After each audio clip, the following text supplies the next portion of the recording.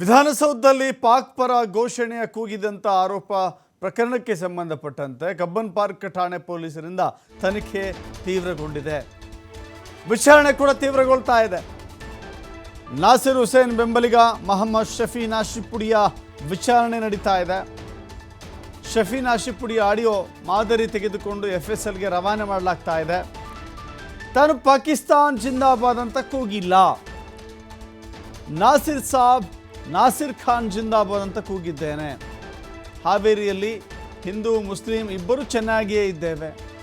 ನಮ್ಮ ದೇಶದಲ್ಲಿ ಇದ್ದುಕೊಂಡು ಪಾಕಿಸ್ತಾನ ಪರ ಘೋಷಣೆ ಯಾಕೆ ಕೂಗಲಿ? ವಿಚಾರಣೆ ವೇಳೆ ನಾಸಿರ್ ಬೆಂಬಲಿಗ ಶಫಿ ನಾಶಿಪುಡಿ ಹೇಳಿಕೆ ಕೊಟ್ಟಿದ್ದಾರೆ.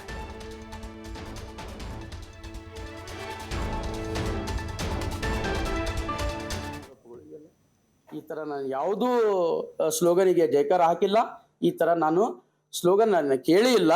ಅಥವಾ ಯಾರಾದರೂ ಮಾಡಿದ್ರೆ ಅದಕ್ಕೆ ಸೂಕ್ತ ತನಿಖೆ ಮಾಡಿ. 2000 ರಾಜ್ಯಸಭಾ ಎಲೆಕ್ಷನ್ ವೇಳೆಯಲ್ಲಿ ನಾನು ಕೂಡ ವಿಧಾನಸೌಧದಲ್ಲಿ ಇದ್ದೆ.